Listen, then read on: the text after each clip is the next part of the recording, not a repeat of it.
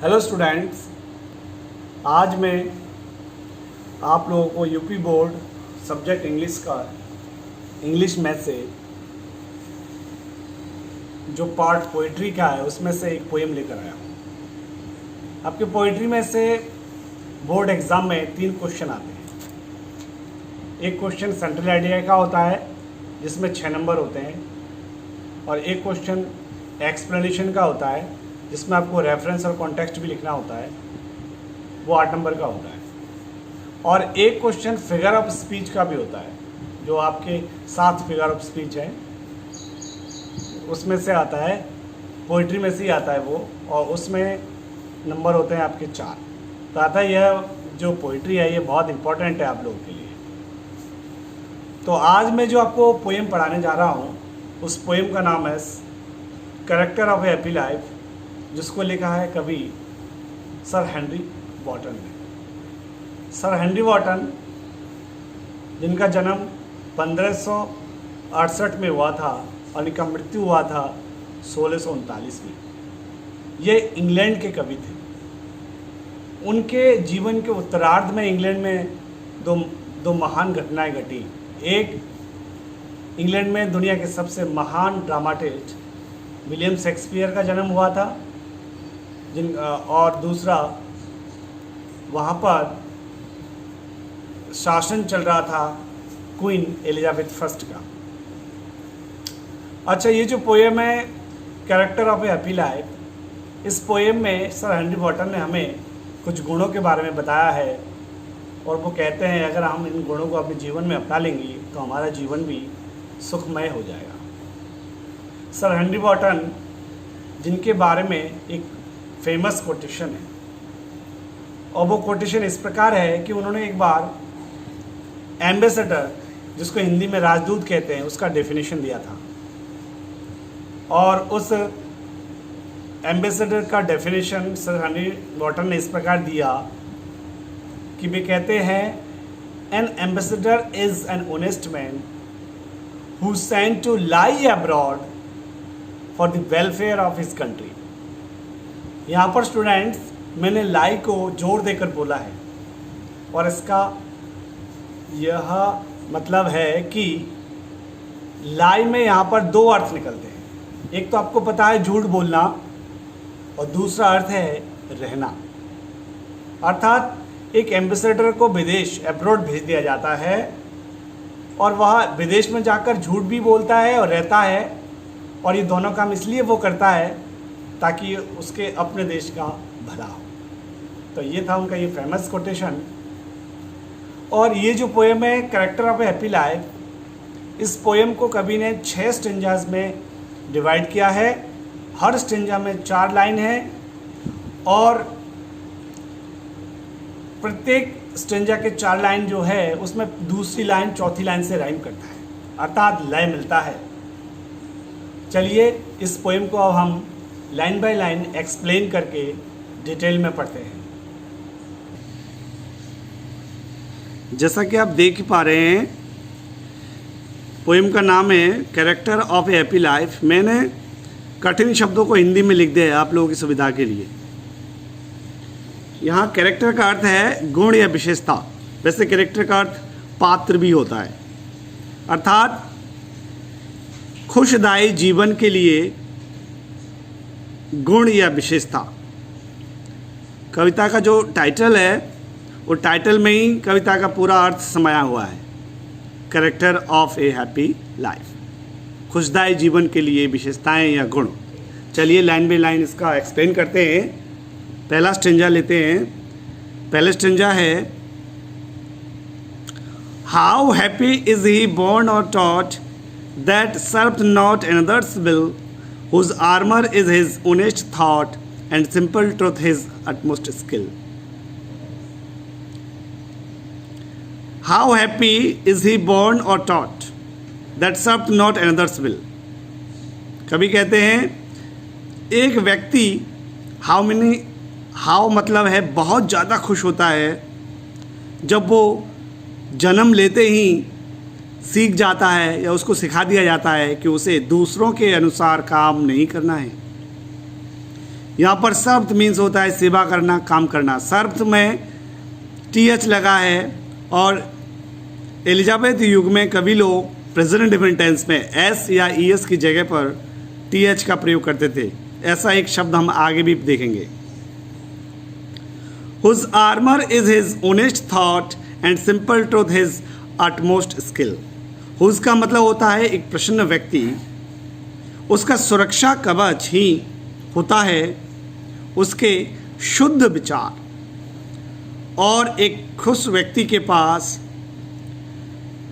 Simple truth होता है और यह सिंपल ट्रुथ ही उसका सर्वोत्तम योग्यता होता है।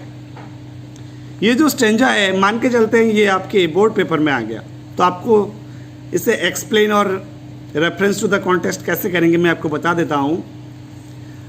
सबसे पहले आप रेफरेंस लिखेंगे हेडिंग में और लिखेंगे कि these lines have been extracted या फिर taken from the poem character of happy life composed by sir Henry Wotton. या फिर आप उसको ऐसे भी लिख सकते हैं कि this stanza has been taken from the poem character of happy life composed by sir Henry Wotton. अब कॉन्टेक्स्ट में लिखेंगे 2-3 शब्दों में एक सेंटेंस बनाकर कि in this lines the poet points out, in this line the poet points out the qualities of a happy man। ये हो गया इसका कॉन्टेक्स्ट। और एक्सप्लेनेशन में मैंने आपको अर्थ करके हिंदी में बताया था, सरल शब्दों में उसको लिख देंगे। जैसे लिखेंगे कि a happy man does not act according to another's will और this fact is taught him, और this fact he learns from the beginning of his life। और फिर दूसरे तीसरे लाइन का अर्थ भी इस तरह से होगा कि a truly happy man has an armour and his armour is his honest thought. और a truly happy man follows the path of truth and this path of truth is his utmost skill। ये हो गया आपका इस stanza का explanation. इस तरह से आप बोर्ड पेपर में करेंगे। दूसरे स्टेंजा में आते हैं, इसमें लिखते हैं कभी whose patience not his master are, whose soul is still prepared for death, untied onto the world with care of princely love or vulgar breed।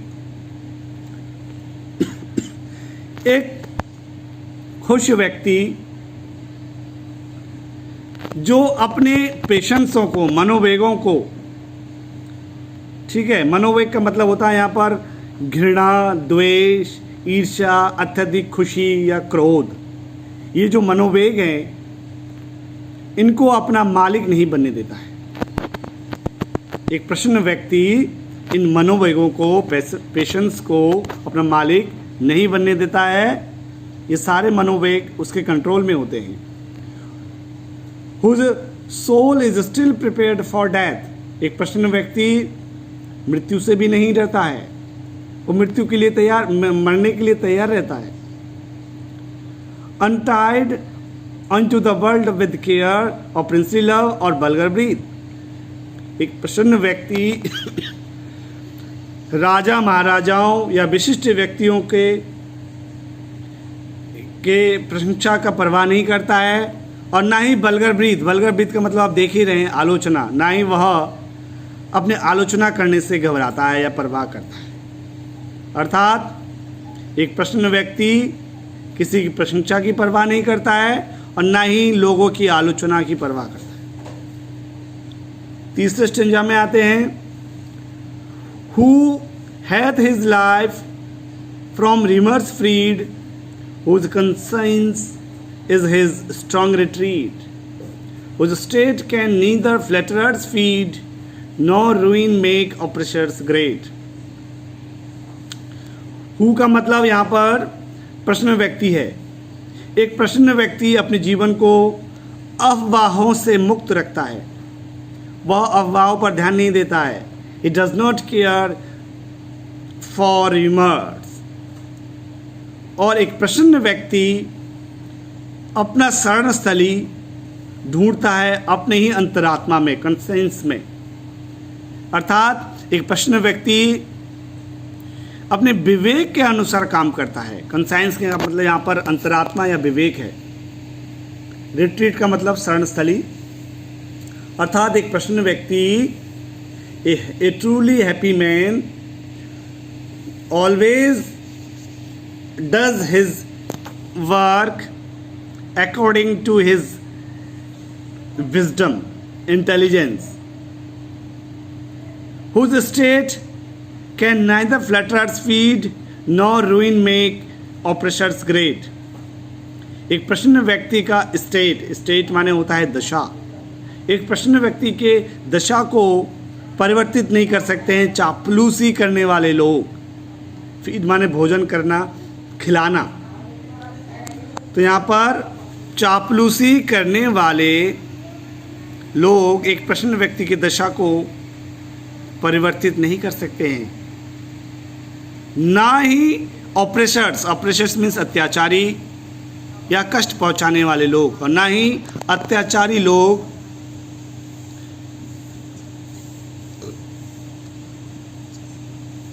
एक प्रसन्न व्यक्ति के रुइन से, विनाश से खुश होते हैं, ग्रेट होते हैं, महान होते हैं। अर्थात एक प्रसन्न व्यक्ति के बर्बादी से ऑपरेशर्स को भी फ़ायदा नहीं होता है, और एक प्रसन्न व्यक्ति चापलूसबाजों के बातों में भी कभी आता नहीं है।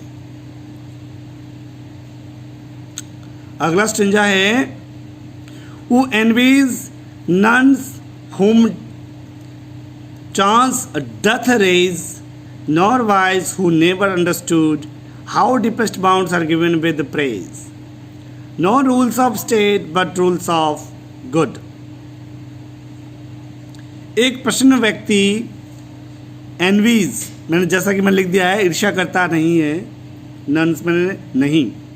एक प्रसन्न व्यक्ति ईर्ष्या नहीं करता है उन व्यक्तियों से जो भाग्यवश चांस से उन्नति कर लिए हैं, रेज कर लिए हैं। तो एक प्रसन्न व्यक्ति भाग्यवश उन्नति करने वाले लोगों से कभी जलता नहीं है, और ना ही वह बुरा मानता है, ना ही वह बुरा मानता है। who never understood how deepest bounds are given with praise, कि प्रशंसा के द्वारा भी व्यक्तियों को हानि पहुंचाया जा सकता है, और वो इस बात को भली प्रकार जानता है। वो इस बात को भली प्रकार जानता है कि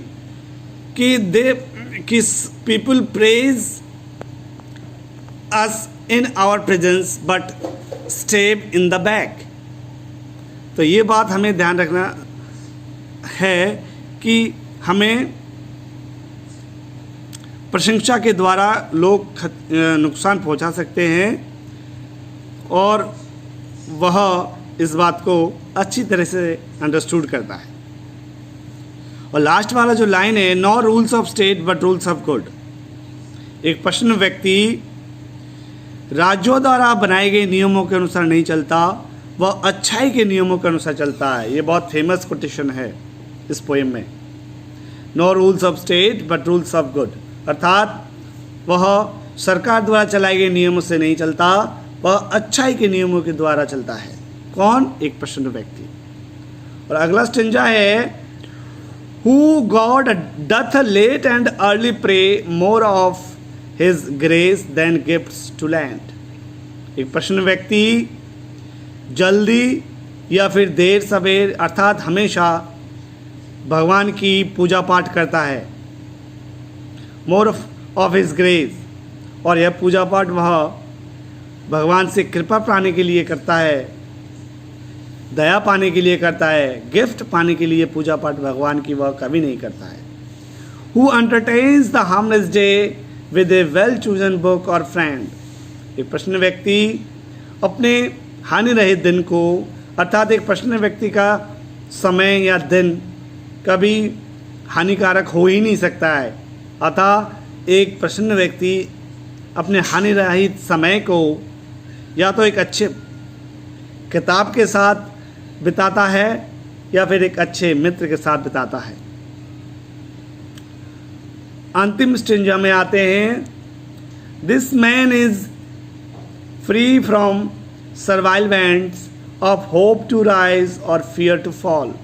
एक प्रसन्न व्यक्ति दास्तापूर्ण बंधनों से फ्री होता है, मुक्त होता है। और दास्तापूर्ण बंधन कौन से हैं कि हमें टू राइज करना है अर्थात उन्नति करना है, या फिर हमें डर लगता है कि कहीं हम असफल नहीं हो जाए। ये जो दो बंधन हैं उन्नति करने होने का और पतन होने का, इन दोनों बंधनों से एक प्रसन्न व्यक्ति हमेशा फ्री रहता है। लॉर्ड ऑफ हिमसेल्फ दो not of lands and having nothing he hath all. एक प्रसन्न व्यक्ति अपने आप का मालिक होता है, लॉर्ड मीन्स मालिक है, यद्यपि उसके पास हो सकता है लैंड्स ना हो, लैंड्स मीन्स जमीन जायदाद पैसे, यद्यपि हो सकता है उस प्रसन्न व्यक्ति के पास जमीन जायदाद ना हो, लेकिन लास्ट वाला लाइन देखिए कितना अच्छा है, and having nothing he hath all. लेकिन जमीन जायदाद ना होने के बावजूद उसके पास सब कुछ होता है, अर्थात उसके पास प्रसन्नता होता है। और एक व्यक्ति प्रसन्नता प्राप्त करने के लिए ही जीवन भर प्रयास करता है। तो अर्थात अगर उस व्यक्ति के पास प्रसन्नता है तो उसके पास सब कुछ है, भले ही उसके पास जमीन जायदाद हो या ना हो। तो ये जो पोयम है मैंने आप लोगों को हिंदी में अर्थ कर दिया है। इसको अच्छे से बार बार देखें इस वीडियो को और समझें और अपने आप इसको एक्सप्लेन या व्याख्या करने का प्रयास करें। धन्यवाद।